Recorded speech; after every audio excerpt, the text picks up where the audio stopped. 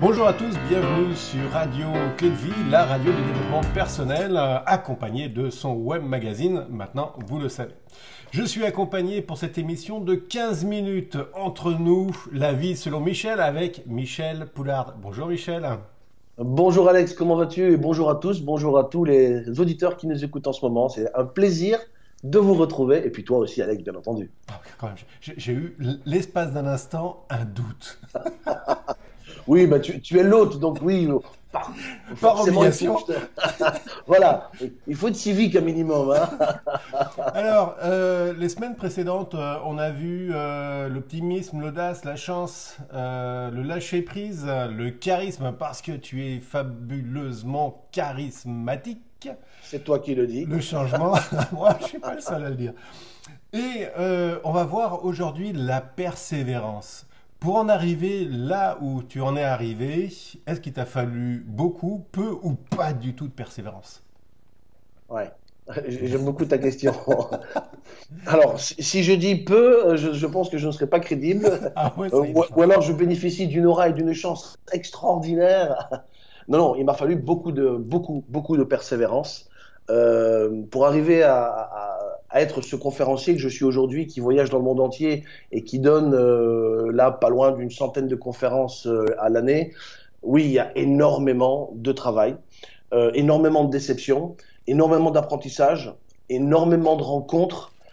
Énormément de trahison aussi, voilà. Je veux dire, ça fait partie aussi de l'image. Et puis, beaucoup d'erreurs aussi. Des erreurs qui m'ont permis de me corriger, d'affiner, des erreurs que je continue à faire, toujours, bien entendu. Et oui, j'ai dû faire preuve de persévérance parce que si je m'étais arrêté à ces erreurs qui me faisaient croire que c'était pas fait pour moi ou de toute façon je n'y arriverai jamais, comme ça nous arrive à tous, j'en serais pas là aujourd'hui. Pour donner une petite anecdote, quand j'ai commencé ce métier, donc ça fait 10 ans que je suis conférencier professionnel, mais ce qu'il faut savoir, et d'ailleurs je le dis en toute ouverture, ça fait pas 10 ans que je suis conférencier professionnel à mon compte, c'est-à-dire qu'avant de pouvoir en vivre pleinement, ça m'a pris 6 ans et demi de travail, Ok. et j'ai combiné ceci avec mon travail de salarié, c'est-à-dire que j'étais salarié et en parallèle j'avais ce rêve de devenir conférencier. Et bien entendu, on ne se jette pas à l'eau comme ça, on ne saute pas dans l'avion sans parachute. Hein, c'est ce que je raconte beaucoup en conférence. Je donne beaucoup cet exemple-là. On a beau être optimiste, mais sauter sans parachute, on sait tous quelle sera l'issue. Donc pour moi, il était hors de question de faire ce saut sans avoir un minimum de garantie. Pas toutes, parce que j'ai bien conscience qu'on ne peut pas avoir des garanties sur tout ce qu'on a, mais un minimum de garantie qui me permettrait en effet d'avoir une activité professionnelle pérenne, qui me permettrait d'en vivre, et pas qu'en vivre, probablement même d'avoir une liberté financière satisfaisante. Donc oui, la persévérance, c'est simple, c'est qu'au début, quand j'ai commencé il y a 10 ans, j'ai commencé moi-même à organiser mes conférences. J'ai fait des conférences publiques, et donc comme beaucoup de gens qui nous écoutent peut-être, qui sont peut-être passés par là, c'est quand on organise tout soi-même, c'est un travail de titan. Ah ouais. C'est-à-dire qu'il faut trouver une salle. Bon, déjà, il faut trouver la salle. Il faut communiquer, donc il faut communiquer. Et en général, quand on fait tout seul, on devient autodidacte à nos frais aussi, hein, parce que ça nous coûte beaucoup d'énergie, non seulement, mais des erreurs. Et alors, ce qui est assez amusant, c'est que ma toute première conférence que j'ai donnée près de chez moi, à Biarritz, j'avais loué une salle de 80 personnes et j'avais fait un carton. La salle était comble. Donc forcément, le premier signal, c'est « Waouh, génial ! Première conférence, salle comble. » Génial. Et les réactions étaient extrêmement enthousiastes et prometteuses. Et là, on se dit, ça y est, c'est bon, c'est ça, c'est ce qu'il me faut, c'est réellement ça. Je me suis éclaté, et puis j'ai vu que les gens étaient convaincus, ils étaient inspirés, ils étaient revenus, waouh, ils avaient la banane, et je me dis, ça y est, c'est ça. Sauf que, plusieurs fois suivantes, là, j'ai galéré. Je me souviendrai d'une fois ou même plusieurs fois, j'ai fait plusieurs événements parce que sur Internet, en parallèle, je faisais beaucoup de communication sur Facebook. C'est à cette époque-là où j'ai commencé à être très présent sur Facebook. Je faisais la com sur Facebook. Et alors, tu connais, hein, comme vous tous, chers Mm. auditeurs, ces événements où il faut cliquer, Ouais. que vous y êtes, que vous êtes intéressé ou vous n'y allez pas. Et bien entendu, il y avait cet indicateur qui me disait, punaise, il y a une centaine de personnes qui vont venir. Et donc, naïf comme j'étais, 100 personnes qui vont venir, super, je loue une salle de théâtre, et j'ai loué une salle de théâtre à Paris. Et alors, tout excité, tout heureux de pouvoir rencontrer une centaine de personnes, où tu arrives comme ça un quart d'heure avant l'heure du départ et tu te retrouves avec personne dans la salle. Oh la vache. Oh la vache. Et alors tu te dis, voilà, la salle, tu commences à faire un petit chiffrage, tu te dis, la salle, tu sais combien ça coûte, le voyage, tu sais combien ça te coûte, et tu paniques un petit peu, il y a une petite qui sort de là, et 10 minutes avant le départ, tu as une personne qui rentre, puis deux, alors tu reprends un petit peu espoir, tu vois deux personnes rentrer, tu te trouves des excuses, tu te dis, ouais, c'est Paris, ils se sont peut-être coincés dans le RER, ou coincés dans le tram, tu vois, et au final, il n'y avait que 3 personnes. Oh la vache. Donc, t'imagines la salle qui peut avoir une capacité d'une centaine de personnes. C'était une salle de théâtre parce que je voulais en même temps faire quelque chose de bien. Tu te retrouves devant 3 personnes. Et là, ton ego, ton orgueil, mais également ton rêve en prend un coup. Parce que tu te mets à douter. Tu te dis, mince, est-ce que je suis si mauvais? Et c'est souvent, voilà, enfin moi je suis plutôt... j'ai plutôt cette personnalité à me remettre plutôt d'abord moi en question avant de remettre les éléments en question. Où c'est que j'ai foiré? Pourquoi c'est si mauvais? Et alors, j'oublierai jamais, d'ailleurs ces gens-là sont même encore mes amis aujourd'hui. Hein. Bah, 3. Je les ai regardés, et alors devant cette salle vide, je les ai regardés et je leur ai dit, écoutez, vous avez le choix, ou je vous rembourse. Et alors j'avais vraiment le cœur en sang, les larmes partout. Ouais. Je dis, je vous rembourse ou je fais cette conférence. Et sincèrement, j'aurais préféré qu'ils me disent que je les rembourse. Elles se sont regardées toutes les 3, ces personnes, et elles m'ont dit, non, faites-nous la conférence, on est là. Et je voulais faire une conférence pour 3 personnes dans une salle où de 100 personnes. Et si ça, c'est pas du courage et de la persévérance, je sais pas comment ça s'appelle. Et je leur ai fait cette conférence, et ça a été un enfer. Un moment de solitude extrêmement fort. Entre déception, tristesse, écœurement, enfin il y avait toutes sortes d'émotions négatives qui se mélangeaient.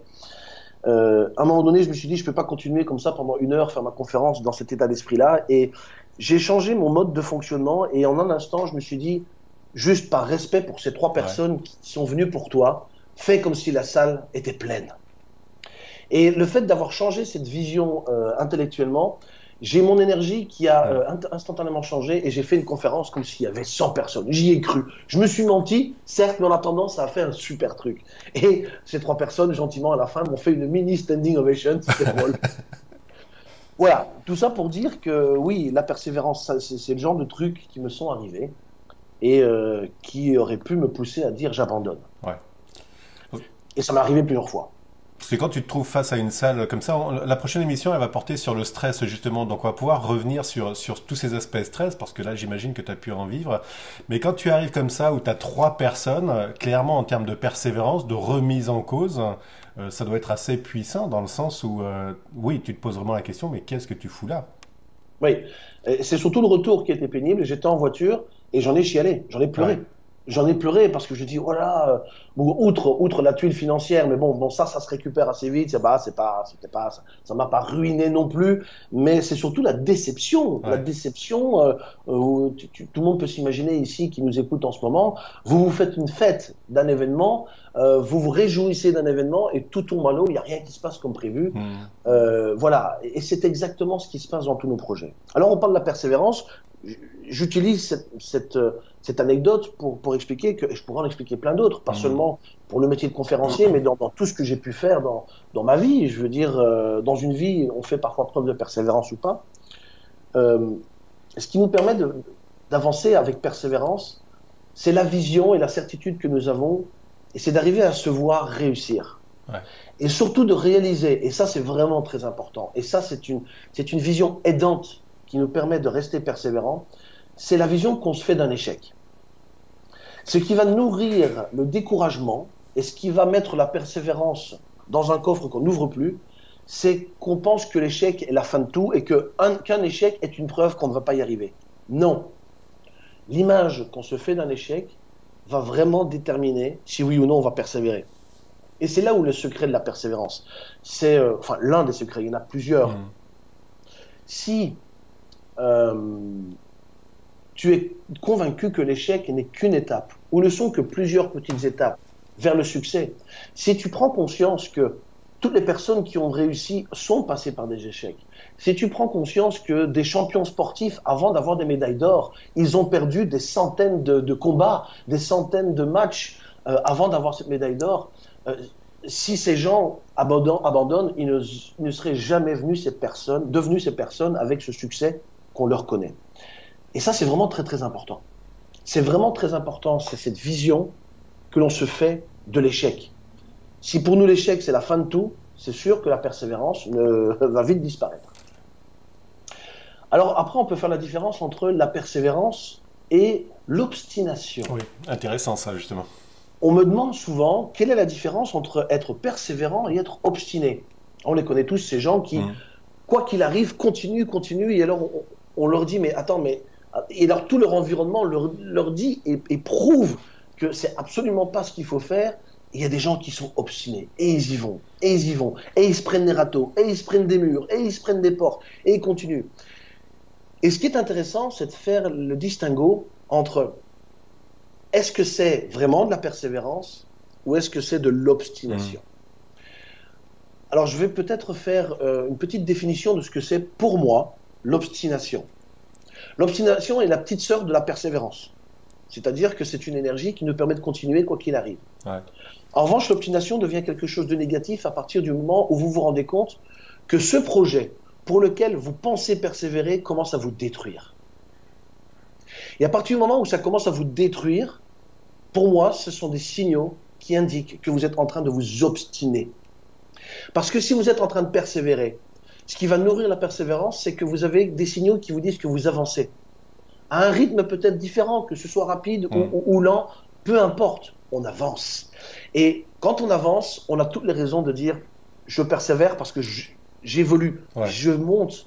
Voilà, c'est comme si on montait sur une montagne. Ouais, on évolue. Et l'obstination, c'est que vous êtes tout le temps en train de faire la même chose et vous êtes au même point, voire même vous régressez. Ouais. Voire même pire, ça vous nuit, ça vous fait du mal. Et à ce moment-là, il faut vraiment tout remettre en question. Parce qu'à partir du moment où ça vous fait du tort, je ne dis pas que la persévérance n'est pas liée à la douleur. Bien entendu, quand je disais tout à l'heure, la douleur, je l'ai eue, je pleurais d'avoir eu 3 personnes dans la salle. Mais est-ce que cette douleur nous mène vers quelque chose d'ascendant ou de descendant? Pour être champion sportif, il faut souffrir physiquement pour y arriver. Il faut se faire mal. Et c'est souvent au-delà du seuil de la douleur que se trouve justement la magie.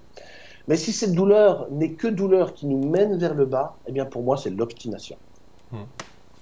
Important de faire le parallèle par rapport à ça, parce que souvent, souvent on arrive à une phase où on arrive dans une obstination, et cette obstination est plus destructrice que créative, contrairement à la persévérance. L'obstination, c'est souvent synonyme d'acharné, ce qui peut être aussi dans la persévérance. Et je veux dire, l'obstination a une connotation plus rude, plus dure, c'est de l'acharnement, on y va quoi qu'il arrive, ça fait souvent mal. Quelqu'un d'obstiné, c'est quelqu'un qui va souvent il va le porter sur le visage, il va avoir des grimaces. Voilà, oui, la douleur derrière. La douleur est omniprésente, alors que dans la persévérance, il y a des signaux de succès qui font du bien, qui vous disent que vous êtes sur la bonne route. Il y a ces signaux-là qui vous disent, ok, c'est dur, on n'y est pas, mais ça fonctionne. Pour reprendre cet exemple, cette anecdote, pour moi en tant que conférencier, j'ai vécu plusieurs échecs, mais à chaque fois j'avais des signaux qui me disaient continue, tu évolues, tu avances, les gens aiment ce que tu fais. Donc voilà, il y avait des signaux qui nourrissaient le fait que je pouvais le faire. Ce que tu dis, ça a du sens parce que les gens viennent te remercier. Ce que tu fais, ça a du sens parce que ta page Facebook a de plus en plus de fans. Ça a du sens parce que ta page, ton blog à l'époque qui s'appelle sourcedoptimisme.com, qui existe toujours, fait énormément de vues. Donc pour nourrir la persévérance, il faut nourrir tous ces petits succès qui vont te dire j'avance, j'avance. Voilà. Il reste un peu moins d'une minute. Juste en synthèse très très rapidement, la clé de la persévérance, c'est quoi en quelques mots? La clé de la persévérance, à l'instar de l'obstination, être obstiné, c'est être rigide, c'est ne rien céder, c'est faire à chaque fois la même chose. La persévérance, c'est faire preuve également de souplesse. Et je pense que le secret de la persévérance réussie, c'est non seulement de nourrir par des expériences positives et des succès, mais c'est savoir aussi faire preuve de souplesse. Cette souplesse qui nous permet de dire, je corrige ma trajectoire, je vais un petit peu à gauche, je vais un petit peu à droite, je vais changer un curseur par-ci et par-là. Et pour moi, elle est là la nuance entre l'obstination et la persévérance. c'est faire preuve de souplesse. Ok. Bah écoute, merci beaucoup Michel. On arrive sur la fin de cette émission. Prochaine émission, ça va être sur le stress. On va pouvoir parler justement de cette expérience et des expériences parce que tu as vécu pas mal de stress aussi dans ce genre de moments. Et donc on se retrouve tout simplement sur la prochaine émission. Michel, je te remercie. Au revoir à tous et à très À bientôt. bientôt. Au revoir à tous.